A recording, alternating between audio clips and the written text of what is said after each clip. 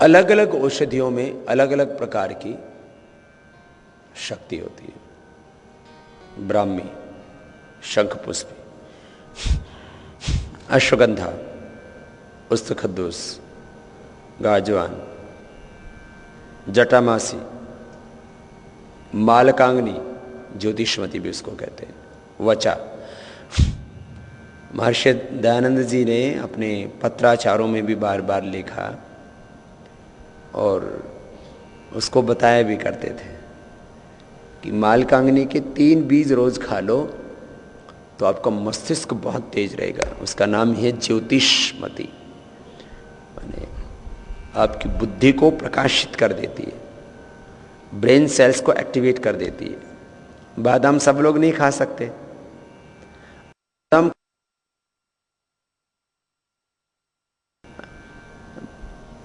बादाम ऐसे हजम नहीं होता, जो बहुत ज़्यादा व्यायाम करता है उसको बादाम हजम होता है।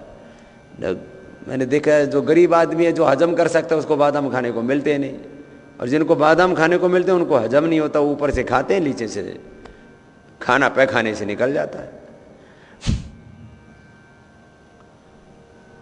अब 3 बीज ज्योतिषमती के खा लो, दिमाग बहुत तेज हो जाता है। जिनका डल दिमाग है ना, याद नहीं होता है, और याद करने के बाद भूल जाते हैं, तो ज्योतिषमती उसके लिए बहुत अच्छी औषधि है।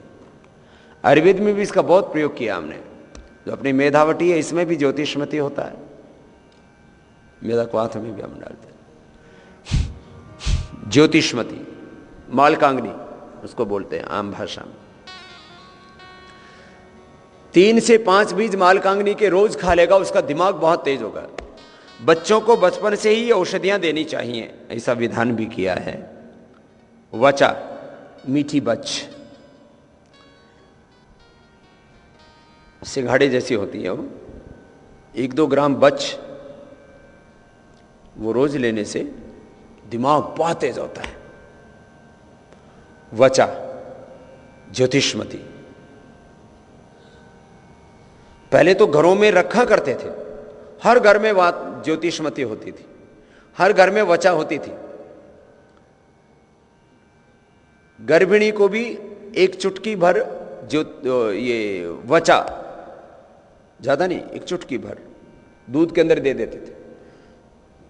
जो समर्थ होता था और तो वो बादाम भी पीस करके भिगो करके, गर्म नहीं होता फिर वो, तो 3 से 5 बादाम, ये यदि गर्भवती महिलाएं खाती हैं तो उनका तो दिमाग तेज होगा ही, उनके कोख से फिर जो संतान पैदा होगी वो बहुत तेज दिमाग वाली होगी, और उसका रूप लावण्य भी बहुत अच्छा होगा।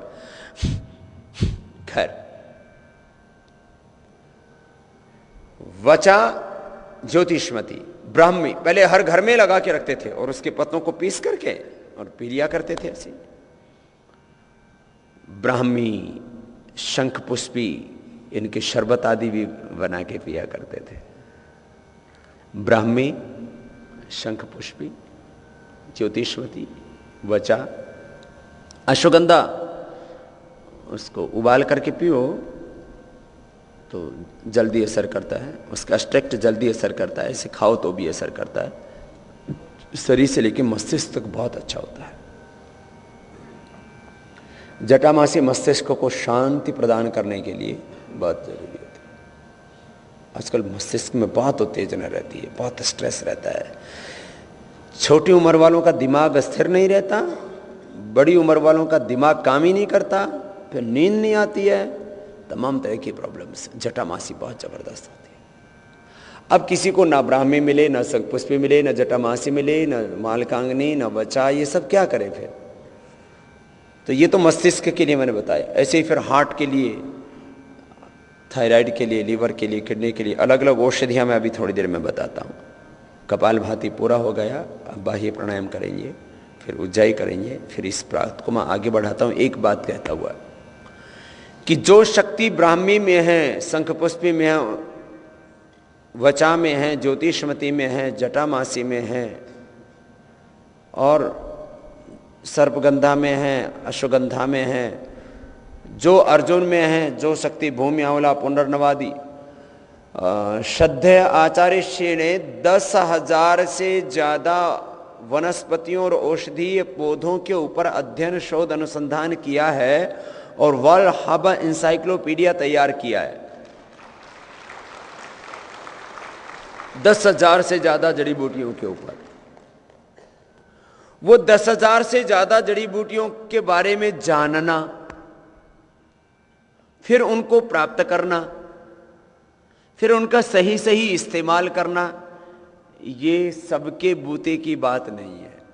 तो जरा क्या करे फिर आम आदमी। बहुत इंटरेस्टिंग बात है ये। तो जो इन 10,000 से ज्यादा जड़ी बूटियों में, वनस्पतियों में, औषधियों में शक्ति है, वो सारी शक्ति प्राण में सन्निहित है। अब एक विज्ञान है ये बहुत बड़ा, अब ये निचोड़ है ये चिकित्सा शास्त्र का। आवात बाही भेषजम, वो सारी औषधीय शक्ति प्राण में सन्निहित है। त्वम ही विश्व भेषजो, इसलिए विश्व भेषज है प्राण। प्राण क्या है बोलो? विश्व भेषज। त्वम ही विश्व भेषजो, ये मेरा दिया हुआ नाम नहीं है, ये ऋग्वेद और अथर्ववेद दोनों में ये मंत्र आता है। उस ऋग्वेद की ऋचा का निष्कर्ष प्राण विश्व भेषज है। आचार्य जी ने विश्व भेषज संहिता, वर्ल्ड हर्बल इंसाइक्लोपीडिया लिखा। एक एक जड़ी बूटी के 150 से ज्यादा भाषाओं में नाम, उनके गुण, धर्म, प्रयोग, वो सब लिखे।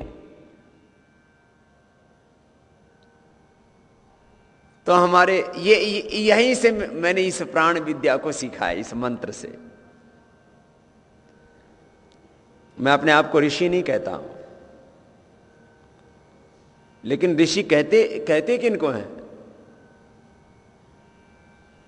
वेद की ऋचाओं में वर्णित किसी सत्य का जिसको साक्षात्कार हो जाए, अनुभव में आ जाए, तो उसका ऋषि कहलाता है। वेद के मंत्र जो हम पढ़ते हैं उनमें एक होता है उसका ऋषि, माने साक्षात्कृत धर्माणो ही ऋषि। उस मंत्र में जिस ज्ञान विज्ञान का वर्णन किया गया उसको जिसने अनुभव कर लिया है उसको ऋषि कहते हैं। तो ऋषि, मंत्र का ऋषि, देवता उसका प्रतिपाद्य विषय, छंद जिसमें उसको गाया जाता है, जिस जैसे उसका उच्चारण किया जाता है। तो मैंने चारों वेदों के करीब 20,000 मंत्रों को सिद्ध नहीं किया, लेकिन ये ऋचा मुझे नहीं, इस देश और दुनिया के करोड़ों लोगों को सिद्ध हो गई है। आवा तबाही भेषजम विवा तबाही यद्रपाह त्वम ही विश्व भेषजो देवा नाम दूत ईयसे। आवातवाही भेषजम, प्राण में औषधीय शक्ति सन्निहित है। विवातवाही यद्रपा, और जो भीतर की अशुद्धियां, विकार हैं, दोष हैं, उनको दूर करने की भी शक्ति है। त्वम ही विश्व भेषजो, ये प्राण विश्व भेषज है। देवानाम दूत ऐसे, इस ब्रह्मांड में जितनी भी दैवी शक्तियां हैं, दैवी संपदाएं हैं, उनसे हमको जोड़ने वाला है, उनसे युक्त करने वाला है। चलो अब इसको मैं ये कहूंगा कि आप 10,000 से ज्यादा अलग अलग वनस्पतियां, एक एक वनस्पति की बहुत बड़ी शक्ति है, उसके बारे में हम बताएंगे आपको अभी। लेकिन वो सारी औषधियां नहीं प्राप्त कर सकते, तो आप प्राणायाम कर लीजिए, तो हजारों प्रकार की औषधियां खाने से जो लाभ होता है वो सारा लाभ प्राणायाम करने से हो जाता है। यह है प्राण विज्ञान।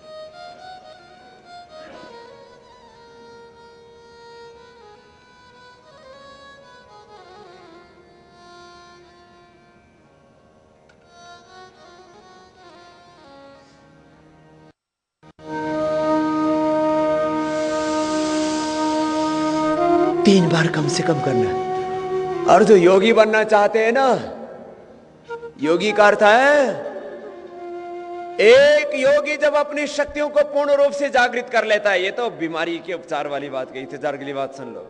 एक योगी जब अपनी शक्तियों को पूरी तरह से जागृत कर लेता है तो एक योगी में हजारों नहीं, लाखों नहीं, एक योगी में करोड़ों व्यक्तियों जितनी शक्ति आ जाती है।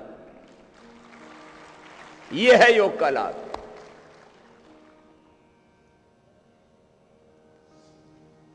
वो खुद जागृत होकर के पूरी जगत को ऐसे जागृत कर देता है, प्रकाशित कर देता है, जैसे सूर्य के उदय रहने पर सारे जगत का अंधेरा मिट जाता है। ऐसे ही जब इस जगत में एक योगी खड़ा होता है तो चारों तरफ आरोग्य आता है, चारों तरफ उत्साह आता है, चारों तरफ का अंधेरा, पाप, अधर्म, अन्याय मिटने लग जाता है और इस जगत में दिव्य प्रकाश होने लगता है। ऐसे योगी हम आपको बनाना चाहते हैं, ऐसे बनाना चाहते हैं और ऐसे ही सबको बनना है। तो जो ज्यादा जागृत करना चाहते हैं तो कपालभाति, अनुलोम विलोम आधा आधा घंटा, इसको 21 बार तक कर लेना।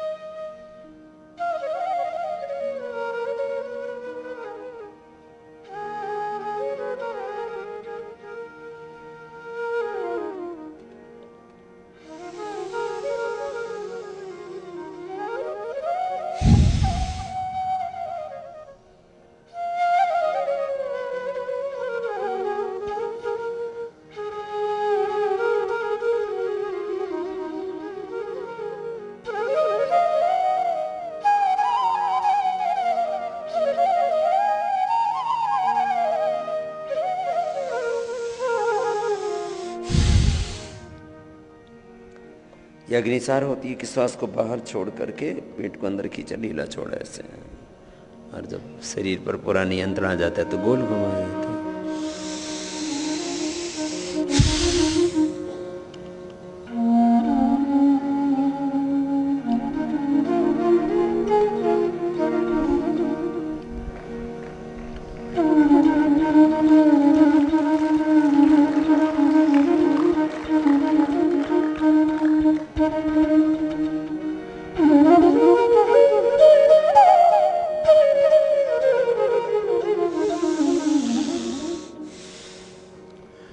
गले और थायराइड के लिए ऊंचाई।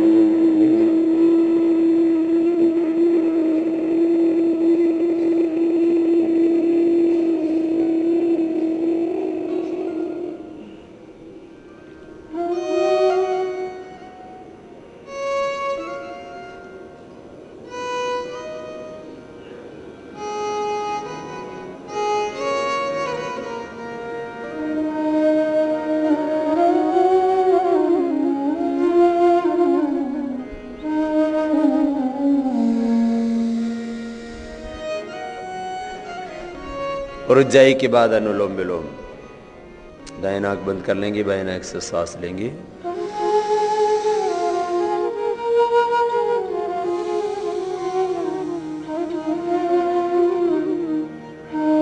बहुत ज्यादा जोर नहीं लगाएंगे,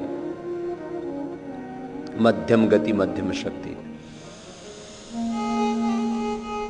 जितना श्वास दीर्घ और सूक्ष्म होगा उतना ही अधिक लाभप्रद होगा ये प्राणायाम।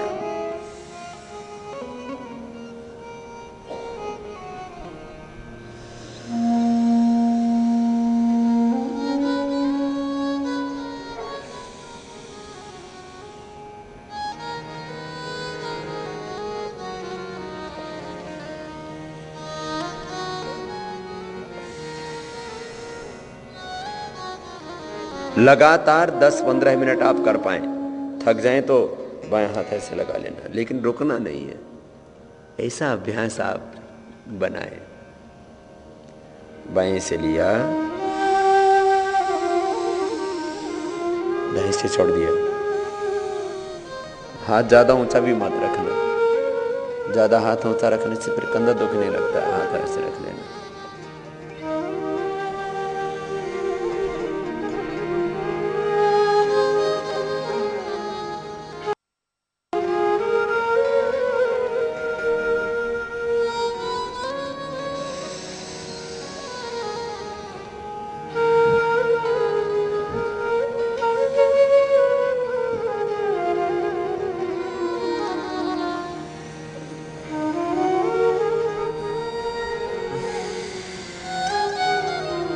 आंखें बंद करके थोड़ी देर मेरी बात को सुनना और करना भी। मैं भी कह रहा था, अलग अलग औषधियों में अलग अलग प्रकार की शक्ति है और ये सत्य है। आप अर्जुन की छाल लेते हैं तो आपका कोलेस्ट्रॉल पहले ही दिन से कंट्रोल में आने लगता है। मैंने अर्जुन की छाल भी पिला करके देखी है। और हृदयामृत जो औषधि हम हार्ट के लिए बनाते हैं, चाहे एंजाइटी है, घबराहट, चाहे टेकिकार्डिया की प्रॉब्लम है, हार्ट में बहुत ज़्यादा पल्पिटेशन होता है 60 से 70 के बीच में, 60 बार 62 बार आपके हार्ट में पल्पिटेशन होती है, तो जो बहुत ज़्यादा व्यायाम करते हैं, बहुत ज़्यादा स्वस्थ हैं, जिनका श्वास पर नियंत्रण है, तो उनका 60, 62, 65, 70 बार से ज़्यादा पल्पिटेशन नहीं होना चाहिए। किसी का 120 तक हो जाता है, फिर उसे घबराहट होने लगती है। तो हमने देखा हृदयामृत का प्रयोग करने से ये घबराहट, टेकिकार्डिया की प्रॉब्लम, फिर एंजाइना पेन, फिर हार्ट के ब्लॉकेज, फिर और भी कई तरह के हृदय रोग, जिनको इजेक्शन फ्रैक्शन कम हो गया था।